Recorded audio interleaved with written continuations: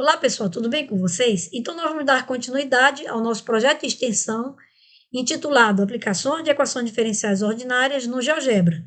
E hoje, pessoal, nós vamos observar uma aplicação interessante que se refere ao crescimento de bactérias. Esse modelo matemático que, especialmente, nós estamos falando das equações de variáveis separáveis. Observe que aqui, esse P é justamente o número de bactérias na cultura do nosso modelo matemático, em relação à questão do tempo, né? Então, observe que também este mesmo modelo, ele pode ser visto como uma equação linear, do quinto tipo. Basta você considerar que esse segundo membro possa ser visualizado aqui no primeiro, e aí você vai ter dp dt menos k vezes p. E aí nós temos alguns métodos para resolver esse tipo de equação. Como são equações de variáveis separáveis e também, da mesma forma, olhando aí pelo modelo das lineares do quinto tipo, então esse modelo matemático ele pode ser utilizado em termos de resolução, o método de variáveis separáveis, né, como eu falei, e também um método dentro das lineares que é chamado de método de Lagrange, ou então conhecido como método da substituição. Observe ainda que esse método pode ser também empregado, o método do fator integrante, para resolver a equação. Você tem dois métodos para a equação do quinto tipo, pessoal.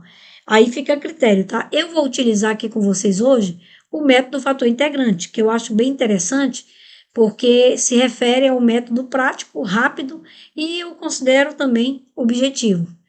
Agora, nós temos aqui uma aplicação que fala o seguinte: uma cultura tem inicialmente P0 bactérias. Observe que no instante t igual a 0, você tem P0 bactérias. Já no instante t igual a 1, ou seja, 1 hora, o número medido de bactérias já é de 3 sobre 2 de P0. Então, ele diz: se a taxa de crescimento for proporcional ao número de bactérias presente no tempo, ele quer que determine, então, pessoal, o tempo necessário para triplicar o número de bactérias. Então, está aqui o nosso modelo. Aqui nós temos uma condição inicial que foi dada no problema, é justamente esse primeiro parágrafo aqui, ou seja, no instante t igual a 0, eu tenho P0. E quando t é igual a 1 hora, então eu tenho aí 3 sobre 2 de P0. Então, essas condições iniciais vão ser aplicadas justamente para nós determinarmos uma constante arbitrária que está no problema, ou seja, esse K aqui. Então, observe também que quando você tem aí o emprego para a resolução do problema, né, pelo método do fator integrante, você tem que observar aquela função que está ao lado. Vou voltar aqui rapidinho para vocês lembrarem. Essa funçãozinha aqui, ó, que quando eu passo aqui para o primeiro membro, fica menos K vezes P. Então, é essa função que a gente vai precisar, que no caso é uma constante, né? Para a gente utilizar no fator integrante, que está aqui, ó. Então, eu tenho aqui o fator integrante, é I igual a E elevado à integral de menos K dt. Ou seja, esse menos K é justamente aquela função que eu destaquei anteriormente. Então, resolvendo essa integral, o menos k vai para fora e aí eu vou ter menos k integral de dt, que é t. Ok, pessoal? Então, aqui eu já identifiquei o fator integrante. Esse fator integrante vai ser multiplicado por toda a equação, pessoal. De que forma a gente faz essa multiplicação? Observe que aqui nós temos as condições iniciais acompanhando o nosso problema. A multiplicação, pessoal, ela se dá por toda a equação. Veja, o fator integrante foi determinado anteriormente, E elevado a menos kt, eu multipliquei aqui, ó, por toda a nossa equação. Então, quando nós multiplicamos aqui toda a nossa equação, do outro lado vai dar zero, né? Então, nós temos o seguinte resultado no primeiro membro, né? Nós temos aqui a derivada, né? De quem? Do fator integrante vezes PT. Ou seja, se você desenvolver essa derivada desse produto, você vai ter exatamente esse resultado aqui. Então, o fator integrante ele é prático por causa disso, porque você já encontra um resultado cuja derivada desse fator aqui, multiplicativo, né, entre o fator integrante e a variável, é prático porque você vai integrar ambos os membros e já vai achar, então, a variável em questão, que é o valor de PT, ok? Então, quando você integra no primeiro membro, a integral da derivada dá o quê, pessoal? A própria função, ok? E aí a gente já ganha essa parte aqui, ó. Do outro lado, quando eu integro zero, é claro que vai dar uma constante arbitrária. Então, aqui eu já posso isolar o PT. Basta eu pegar esse elemento aqui, que nunca se anula para nenhum ponto, que aí eu posso dividir aqui. Só que quando eu dividir, eu posso levar para o numerador. E aí, esse termo vai ficar com a constante positiva, ok? Então, observem aí. Veja que quando nós havíamos encontrado esse resultado, né, eu destaquei a vocês que eu posso dividir aqui, porque essa função, né, nunca se anula para nenhum ponto e, portanto, eu vou ter esse resultado conforme eu já havia dito a vocês. Então, agora, pessoal, uma vez que nós encontramos a nossa equação, né, nós vamos então usar as condições iniciais do problema. Então, em t igual a zero, nós temos o p de zero, que é e elevado a k vezes zero vezes c. Mas e elevado a k vezes zero é e elevado a zero. E e elevado a zero é quanto, pessoal? É 1. Então, 1 vezes c vai ser quem? P de zero. Ora, se você já tem a constante arbitrária, que é P de zero, pessoal, então eu posso substituir aqui, ó.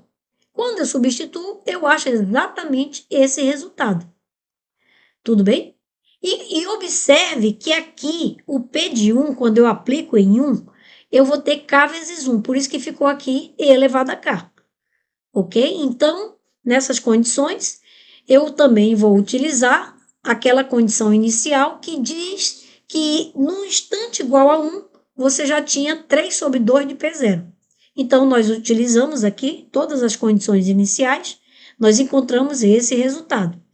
Então, com esse resultado, né, eu posso, né, agora identificar a minha constante arbitrária, considerando ainda que o P de zero é P0, né? Esse P aplicado em zero é P0.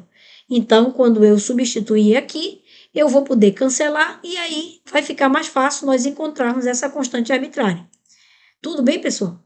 Basta o quê, pessoal? Aplicar logaritmo natural em ambos os membros, uma vez que o P0 de um lado e de outro se cancela. Então, essa equação tem que aplicar o logaritmo natural. Aplicando o logaritmo natural em ambos os membros, nós temos aí que o K vai ser o quê? O logaritmo natural de 3 sobre 2, que é 0,4055. Então, essa constante, pessoal, que nós precisávamos na nossa equação P de T, vai ser substituída, está aqui ela, ó, né? Nós substituímos. E agora, então, nós precisamos identificar o instante no qual o número de bactérias triplicou, né? Ou seja, nós precisamos entender que o P de T, ele vai ser 3 vezes o P de zero.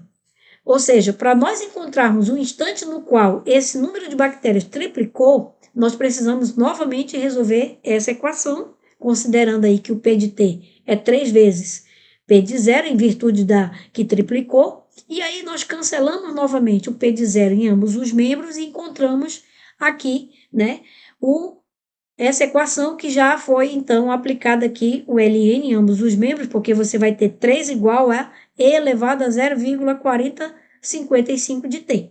Aplicando ln, né, nós encontramos, então, esse resultado. E aí, naturalmente, o valor de t é determinado, que vai dar 2,71 horas. Bom, pessoal, esse resultado era o que o problema estava pedindo, solicitando.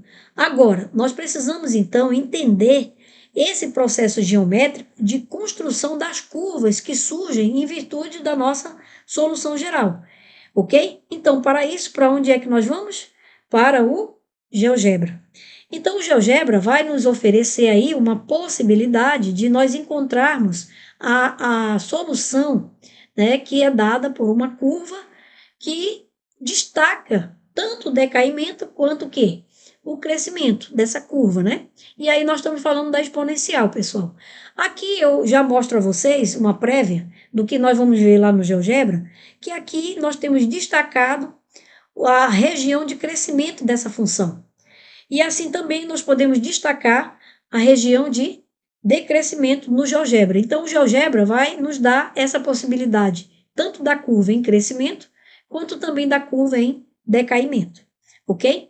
Então, se o K for negativo, nós vamos ter o decaimento, né? E aí, se nós tivermos a curva, esse K positivo, nós vamos ter a curva em crescimento, ok, pessoal?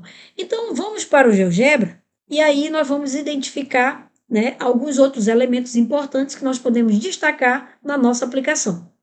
Bom, pessoal, então agora aqui no GeoGebra, eu já adiantei um pouquinho a nossa parte de construção aqui no GeoGebra por causa do nosso tempo. Então, observe o seguinte, primeira coisa que eu fiz foi criar nessa função aqui o controle deslizante, tá? Então, eu criei 2 controles em virtude da nossa solução geral, né? Ou seja, a constante arbitrária K e a C que nós havíamos identificado no nosso problema.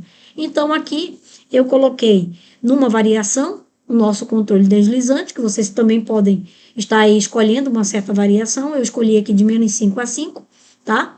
E aí, destaco a vocês também a nossa função P de T, que é E elevado a K vezes T vezes C, ok? Então, quando eu coloco aqui o controle deslizante, como vocês estão observando, e eu já havia destacado a vocês, tanto a região de decaimento, como vocês podem observar, e aqui a região de crescimento, ok?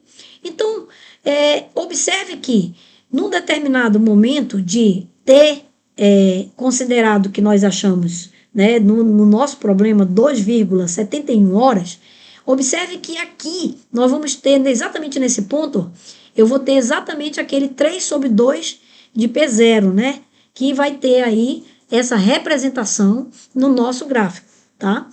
Agora, observe ainda que quando nós quisermos achar os campos de direções que nós podemos destacar, e aí para isso a gente pode até mudar aqui a malha, né, no nosso problema. Deixa eu pegar aqui, vou pegar aqui a malha no nosso problema, para nós identificarmos a forma como, vou transformar aqui a nossa malha para polar, para a forma como nós podemos identificar os campos de direções. Então, para isso, aqui na minha janela de entrada, eu escrevo campos de direções, vai aparecer essa função, e aí eu pego aqui para escrever a nossa EDO. Nossa EDO é K, né? Vou pegar um K minúsculo, veja que já começa a aparecer os campos de direções, vezes P. Então, observe, eu coloquei aqui o nosso gráfico em forma polar, só para vocês observarem que os campos de direções acompanham o crescimento das curvas, né? Olha só, quando você tem aqui, em cada uma das construções da nossa solução particular, para cada um valor de K, então nós temos aí essas diferentes curvas. A gente pode até acionar aqui o rastro para nós percebermos que há diferentes curvas, ó. Percebe? Então, aqui eu vou mudar até as cores para vocês perceberem, tá? A construção dessas curvas e elas acompanham aí exatamente os campos de direções, tá? Então, veja que a nossa solução geral, ela tem aí essa interpretação que nós podemos identificar, né? A partir do momento que nós temos, então, essa forma de traçar aqui no GeoGebra a solução geral da nossa equação diferencial ordinária. E além disso, pessoal, nós temos aqui, deixa eu mudar aqui o nosso, deixa eu pegar aqui a nossa malha anterior, né? Aqui são as malhas principais e secundárias. Então, nós temos aqui uma equação diferencial ordinária, né? E aí nós temos uma função estabelecida que seria a nossa exponencial, né? Então, vocês percebam, né, como eu falei, que na medida em que essa exponencial ela cresce à medida do tempo, né? E aí nós temos então o K positivo. E na medida em que esse T ele vai decrescendo, o K vai ser então negativo, né? Então veja que esse problema, quando ele tem um K positivo, né? Nós percebemos que envolve aí problemas de populações, né, de bactérias, ou até mesmo, pessoal, de capital, né? Então, esses tipos de problemas, eles são caracterizados por um valor que considera a constante arbitrária positiva. Agora, se você tiver, né, alguns outros problemas envolvendo aí a parte de decaimento, e aí é claro que você vai ter outros problemas de natureza diferente, como por exemplo a desintegração radioativa, né, que considera o K um valor negativo, tá ok? Então é muito interessante porque você, na medida em que identifica essa constante arbitrária como sendo positiva, então você fala de problemas que envolve uma constante de crescimento.